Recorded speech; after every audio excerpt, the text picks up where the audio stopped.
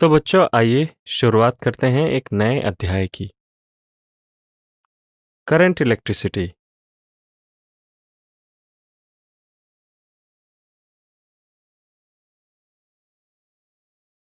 बच्चों आसमान में जब बिजली चमकती है और पहली बार आपने ये फिनोमेना ऑब्जर्व किया होगा, उसी वक्त आपका करंट इलेक्ट्रिसिटी से परिचय हो गया था।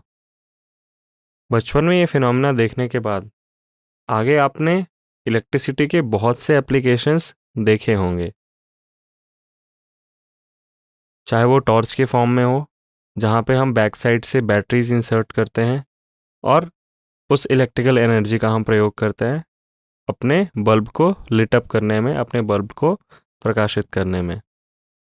इस तरीके से आपने करंट इलेक्ट्रिसिटी से चलने वाले बहुत सारे उपकरण प्रयोग में लाए होंगे। तो आखिर ये इलेक्ट्रिसिटी है क्या? ये इलेक्ट्रिक करंट है क्या? जानते हैं हम। इसे इस तरीके से डिफाइन किया गया है कि किसी भी कंडक्टिंग पाथ में जो चार्जेस का कंटिन्यूस फ्लो होता है, उसे हम करंट मानते हैं।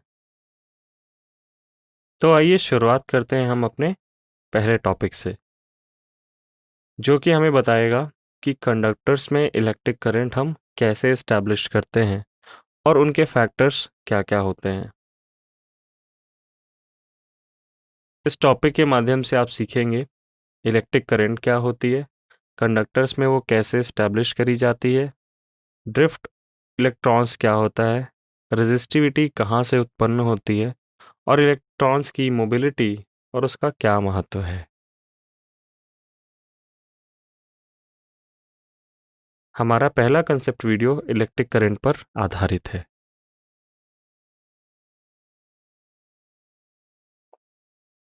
तो जैसा कि मैंने बताया, इलेक्ट्रिक करंट को कैसे मेजर करा जाता है।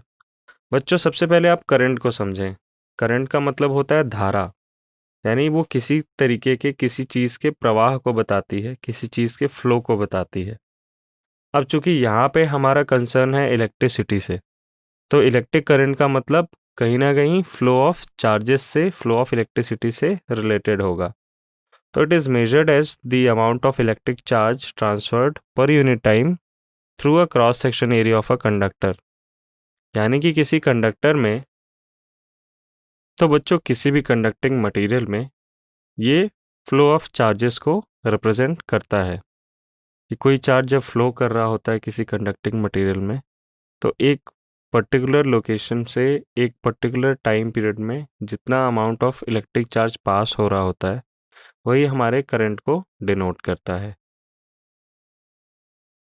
अगर हम इस कंडक्टर में देखें, तो एक पर्टिकुलर क्रॉस सेक्शन एरिया हमने मार्क कर रखा है कैपिटल ए से। उस एरिया से, चूँकि हमें तो एक पर्टिकुलर रीजन से मेजर करना होगा कि इस रीजन से कितने चार्ज पास कर रहे हैं।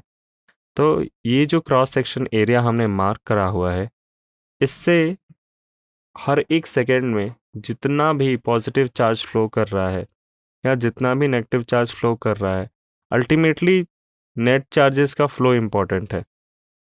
उसी तरीके से अगर हम दूसरे डायग्राम में देखें, तो यहाँ पे नेगेटिव चार्जेस फ्लो कर रहे हैं। तो बच्चों चार्जेस का मूवमेंट होना बहुत ज़रूरी है।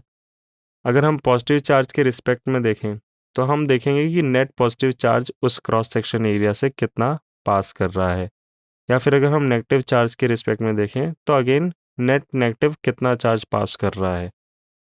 तो अल्टीमेटली किसी भी कंडक्टर में पॉजिटिव और नेगेटिव दोनों तरह के चार्जेस हो सकते हैं। तो हमें देखना होगा किसी पर्टिकुलर क्रॉस सेक्शन एरिया के लिए उस एरिया से, उस रीजन से नेट चार्ज कितना पास हो रहा है। So the net current in forward direction through that cross section area will be defined as net flow of charges per unit time। यहाँ पे t वो टाइम इंटरवल है जिसमें हम चार्जेस का मूवमेंट ऑब्जर्व कर रहे हैं। अगर I की वैल्यू नेगेटिव आती है बच्चों, इसका मतलब ये है जो डायरेक्शन हमने माना है चार्जेस के मूवमेंट के लिए, उसके जस्ट अपोजिट डायरेक्शन में करंट फ्लो कर रही है। अब नीचे दिए गए फॉर्मूले पर ध्यान दें। I as a function of time is defined as limiting delta 10 t to 0 delta Q by delta T. इस फॉर्मूले का मतलब ये है बच्चों कि बहुत ही छोटे टाइम पीरियड के लिए हम चार्ज और टाइम का एक एलिमेंट लेंगे, या यूं कहें कि बहुत ही छोटा चार्ज का इंटरवल और बहुत ही छोटा टाइम का इंटरवल हम लेंगे। ये डेल्टा टी टेंड्स टू 0 यही डिनोट करता है कि बहुत ही छोटे हम एक इंस्टेंट ऑफ टाइम, समय के एक क्षण में इसे हम ऑब्जर्व करेंगे। तो ये भी फॉर्मूला बच्चों चलता है कि हो सकता है कि आपके कंडक्टर में जो चार्ज फ्लो कर रहा हो वो टाइम के साथ कांस्टेंट ना हो, वो टाइम पे डिपेंडेंट हो, तो वहाँ पे ये फॉर्मूला हम लगा सकते हैं। करंट की ऐसा यूनिट होती है बच्चों एम्पियर। तो बच्चों करंट के फ्लो का जो हमने कंसेप्ट सीखा, आइए उसे टेस्ट करते हैं।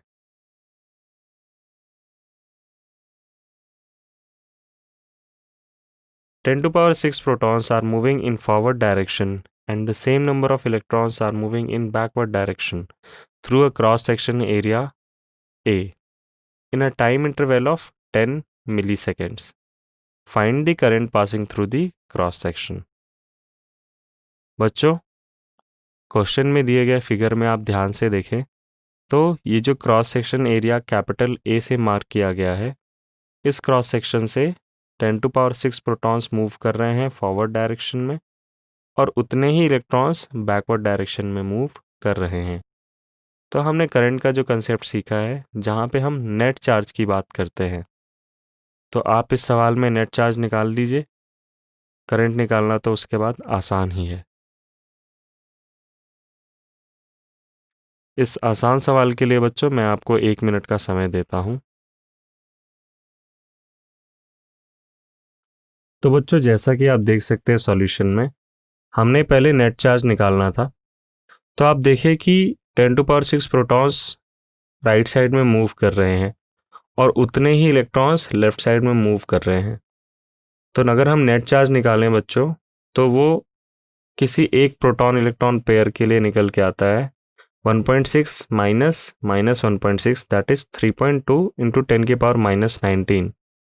अब इसे हम इनकी संख्या से मल्टीप्लाई कर दें, जो कि कितने पेयर बनेंगे, चूँकि 10 की पावर 6 प्रोटॉन्स हैं और उतने ही इलेक्ट्रॉन्स हैं, तो हमारे प्रोटॉन इलेक्ट्रॉन पेयर्स भी 10 की पावर 6 ही बनेंगे। कैलकुलेशन करने पे 3.2 इंटू 10 की पावर -11 एम्पियर हमारी करंट निकल कर आती है।